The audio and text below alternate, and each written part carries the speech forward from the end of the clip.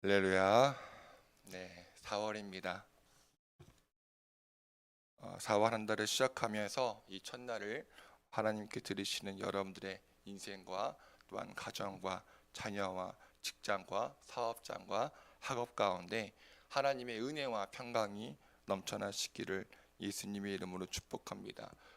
우리 현장에 우리 범렬 형제, 효빈 자매 와 있는데 많이 당황했죠?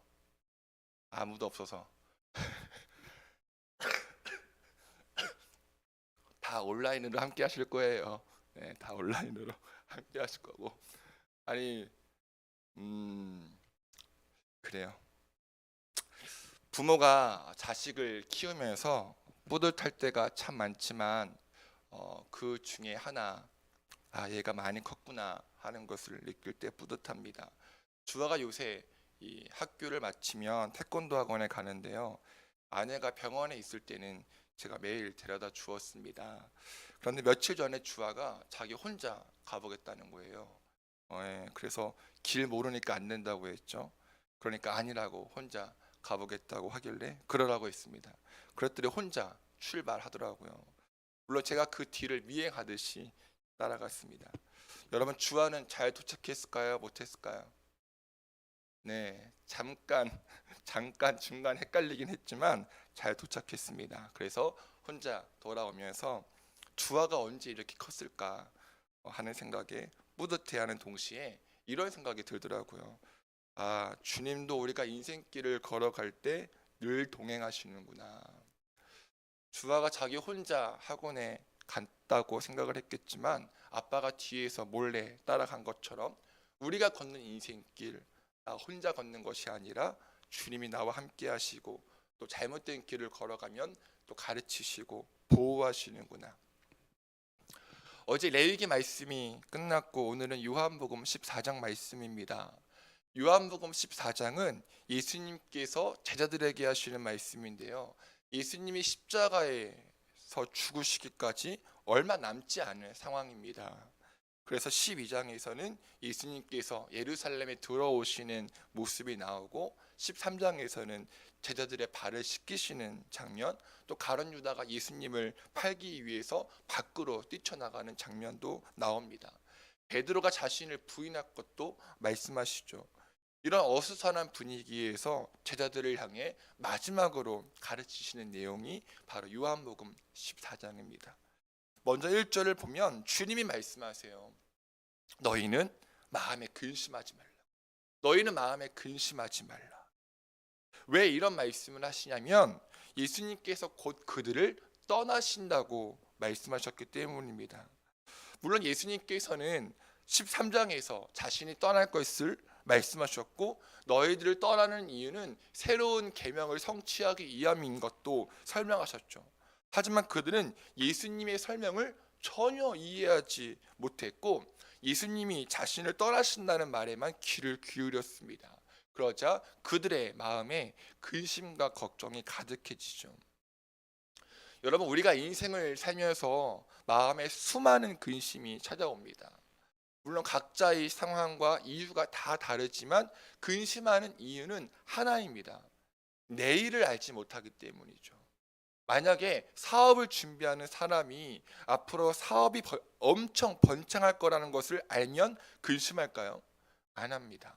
시험을 준비하고 또 취업을 준비하는 사람이 앞으로 합격할 것이라는 것을 알면 근심하지 않아요. 또 앞으로 어떤 불행과 또 시련이 찾아온다는 것을 알면 지금 안다면 예방할 수 있죠. 하지만 우리는 그 한 번도 가보지 않은 보이지 않는 내일의 길을 걷고 있기 때문에 이따금씩 근심과 걱정과 염려에 짓눌려 살곤 합니다. 바로 이러한 우리에게 주님께서 말씀하세요. 너희는 마음에 근심하지 말라. 하나님을 믿으니 또 나를 믿으라. 네, 믿으라고 하세요. 너희들이 지금 할 일은 근심하는 것이 아니라 나를 믿는 일이라고 말씀하시는 거죠. 그런데 예수님께서는 단순히 그들에게 어떤 추상적인 믿음을 강요하지 않으시고 그 믿음의 내용을 말씀하시는데요. 2절부터 4절을 보세요. 내 아버지의 집에는 있을 곳이 많대요. 나는 너희가 있을 곳을 마련하러 가신대요. 내가 가서 너희가 있을 곳을 마련해 놓으면 다시 와서 너희를 나에게로 데려다가 내가 있는 곳에 너희도 함께 있겠다라고 말씀하십니다. 다시 말해 지금 당장 내가 너희들 곁을 떠나지만 그 떠남의 이유는 너희들과 함께 있을 그 거처를 준비하기 위함이고, 그 떠남의 기간은 영원한 것이 아니라 잠깐이라는 것이죠. 그곳이 마련되어지면 우리는 다시 만나 함께 있게 될 것이라고 말씀하시는 겁니다. 약속하시는 거죠. 제가 초등학교 2학년 때 저희 어머니가 지금 하고 계시는 가게를 시작하셨거든요. 그런데 가게를 시작하시면서 저랑 저희 누나를 이모네에 맡겨 놓으셨어요. 그래서 이모네에서 살았죠. 그때 어머니가 그런 말씀을 하셨어요. 지원아, 엄마 아빠 돈 많이 벌면 그때 다시 같이 살 거야. 알겠지? 저는 부모님과 헤어지는 것이 너무 싫었고 이모네 사는 동안도 힘들었지만 어머니의 그 약속을 믿고 그 시간을 보냈던 것 같아요. 여러분, 아브라함이 왜 믿음의 조상인가요? 하나님께서 부르셨을 때 어디로 가는지 알지 못했지만 하나님의 약속을 믿고 그 말씀에 순종하여 그 길을 떠났기 때문이잖아요. 마찬가지입니다. 우리가 인생을 살아갈 때에 순간순간 마음에 근심이 가득할 때가 너무나 많지만 또 어디로 가야 할지, 어떻게 살아야 될지, 뭐 먹고 살아야 될지 걱정할 때가 너무나 많지만 주님께서 나를 위해 예비하신 하늘의 집이 있다는 그 약속을 믿을 때 우린 내일의 길을 걸어갈 수 있습니다. 또한 주님이 우리와 늘 동행하시고 가르치시고 중보하신다는 그 말씀에 확신이 있을 때 근심 대신 찬송의 옷을 입을 수 있다는 것을 믿으시기 바랍니다. 자, 그럼 예수님께서 제자들에게 너희를 위한 거처를 마련하기 위해 떠날 것이고 나중에 너희들과 함께 거기에 갈 것이다 라고 하셨을 때 제자들의 반응은 어땠나요? 먼저 도마가 묻습니다. 5절 보세요. 주님, 우리는 주께서 어디로 가시는지도 알지 못하는데 어떻게 그 길을 알 수 있겠습니까? 라고 물어요. 자, 여러분, 예수님께서 말씀하시는 길과 제자들이 이해하는 길은 늘 달랐어요. 예수님께서 지금 말씀하시는 그 길의 궁극적인 목적지는 어디예요? 하나님이고 하나님 나라예요. 십자가에 달려 죽으시고 부활하심으로 하나님 보좌 옆에 앉으시는 것이 예수님이 가시고자 하는 길이죠.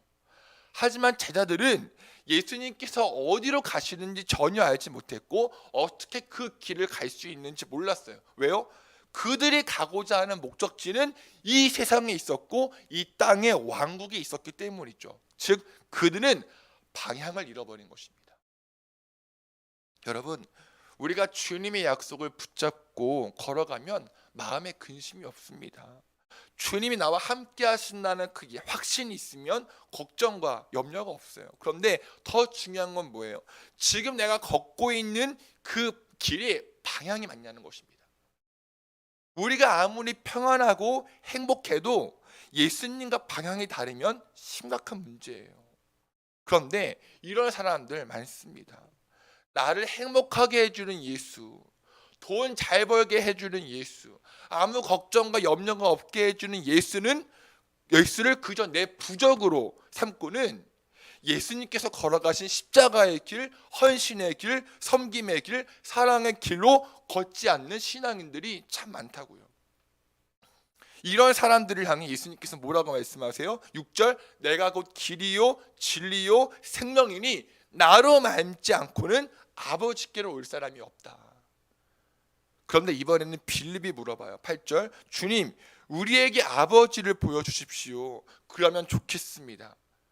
주님께서 말씀하세요. 9절, 빌립아, 내가 이렇게 오랫동안 너희와 함께 지냈는데도 너는 나를 알지 못하느냐?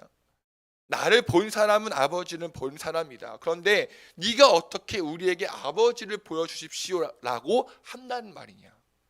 여러분, 저는 예수님께서 빌립에게 하시는 말씀이 저에게 또 우리에게 하시는 말씀 같더라고요. 내가 이렇게 오랫동안 너희와 함께 지냈는데 너는 나를 왜 알지 못하냐고 질책하시는 것 같았습니다. 그렇지 않나요? 오랫동안 신앙생활에도 십자가의 길, 순종과 헌신의 길, 사랑의 길과는 전혀 다른 방향으로 걸어가고 오랫동안 신앙생활해도 여전히 예수님이 하나님 되심을 알지 못하고 신뢰하지 못해서 절망하고 염려하고 미워하고 범죄하잖아요. 분명 그리스도인은 예수께 속한 사람이고 내 안에 그리스도가 살아계셔야 함에도 믿음의 방향성을 잃어버리고 믿음의 내용은 전혀 없는 것처럼 그런 거짓된 그리스도인으로 살아가잖아요. 저와 여러분들은 어떤 길을 걷고 있나요? 예수의 길, 진리의 길로 걷고 있나요? 순종과 헌신의 길을 걷고 있나요? 혹시 길을 잃어버려서 방황하거나 두려워하고 있지는 않나요? 그런 의미에서 오늘 말씀은 우리에게 다시 한번 믿음을 요구하십니다. 얘들아, 너희를 위한 거처를 마련해 두었어. 그것은 하나님 나라야. 그 나라를 꿈꾸렴. 그 나라를 소망하렴. 그 나라를 가기 위해선 길이요 진리요 생명인 나를 믿어야 돼. 내가 걸었던 그 길을 따라와야 돼. 세상이 너희들을 속이고 미워할지라도 너희들은 예수의 길을 걸어가야 돼. 하지만 걱정하지 마. 나는 너희의 하나님이야. 창조주야. 구원자야. 공급자야. 피난처야. 목자야. 그러니 너희는 근심하지 마. 염려하지 마. 할렐루야. 네, 말씀을 정리합니다. 사랑하는 여러분, 4월에 시작되었습니다. 특별히 올해 4월에는 사순절과 고난주간 그리고 부활절이 있습니다. 지금 우리는 어떤 사순절을 보내고 있나요? 그저 그런 어쩌면 작년보다 못한 사순절은 아닌가요? 우린 예수로 살고 있나요? 우린 예수로 걷고 있나요? 마음에 주를 향한 사랑과 열정보다 근심과 염려가 가득 차 있진 않나요? 2022년 4월 우리 부천 주의나라교회 온 성도는 다른 길, 세상의 길로 가지 말고 예수로 살기 축복하고 예수의 길을 소망합니다. 비록 그 예수의 길이 어렵고 힘들어도 주님이 나와 동행하시고 또 공급하시고 보호하신다는 확신을 가지면 우린 그 길을 담대히 걸어갈 수 있습니다. 그 길로 계속 걸어나감으로 주님께서 예비하신 거처에 도착하는 저와 여러분 되시기를 축복합니다. 우리 원래는 찬양하고 기도하려고 했었는데 제가 마무리